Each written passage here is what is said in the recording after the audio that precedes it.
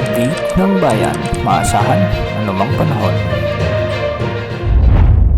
Magandang araw po sa ating lahat. Narito na ang pinakahuling update sa magiging lagay ng ating panahon sa araw na ito at sa mga susunod na araw. Sa kasalukuyan ay maraming weather systems pa rin ang nakakaapekto sa ating kapuluan, kung kaya't maraming lugar ang makakaranas ngayon ng maulap na papawirin na may mga kalat-kalat na pag-ulan. Unahin natin ang Intertropical Convergence Zone o ITCZ, na kung saan makakaapekto ito at magdadala ng maulap na kalangitan na may mga kalat-kalat na pagulan at pagkidlat pagkulog sa bahagi ng Caraga, Davao Region, Sorsogon, Zamboanga Peninsula, Palawan, Basilan at Tawi-Tawi. Pinag-iingat natin ang mga lugar na ito sa banta ng mga biglaang pagbaha o pagguho ng lupa, lalo na kung may mga umiiral ng katamtaman at minsan ay malalakas na pag-ulan. Samantala, ang mainit na hangin mula sa karagatang Pasipiko naman o ang easterlies ang magdadala ng maulap na kalangitan na may mga kalat-kalat na pag-ulan at pagkidlat pagkulog sa malaking bahagi ng Bicol Region, Caraga, Northern Samar, Eastern Samar, Samar Province at Leyte.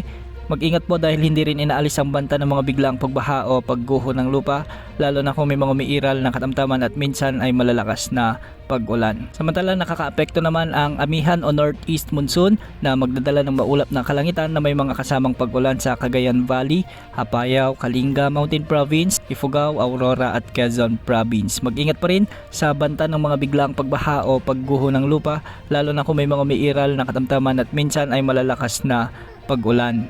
Para naman sa nalalabing bahagi ng Metro Manila, Ilocos Region, nalalabing bahagi ng Cordillera Administrative Region at nalalabing bahagi ng Central Luzon, asahan pa rin ang pag-iral ng amihan na magdadala ng bahagyang maulap hanggang sa maulap na kalangitan na may mga tsansa ng mga kalat-kalat na mahinang pag-ulan. Sa nalalabing bahagi ng ating bansa, easterlies pa rin ang magdadala ng bahagyang maulap hanggang sa maulap na papawirin na may mga isolated rain showers and thunderstorms. Mag-ingat pa rin sa banta ng mga biglang pagbaha at pagguho ng lupa kung may mga umiiral na severe thunderstorms. Para naman sa lagay ng ating mga karagatan, posibleng umabot ang mga pag-alon mula 2.5 hanggang 3.4 meters ang mga karagatang sakop ng Northern at Central Luzon. Sa Visayas at nalalabing baybayin ng Luzon, posible ang mga pag-alon hanggang 3.1 meters. Sa nalalabing baybayin ng bansa o sa baybayin ng Mindanao, posible ang mga pag-alon hanggang 2.5 meters. Wala tayong namomonitor ngayon na LPA o bagyo na posibleng makaapekto sa ating bansa sa susunod na 24 oras.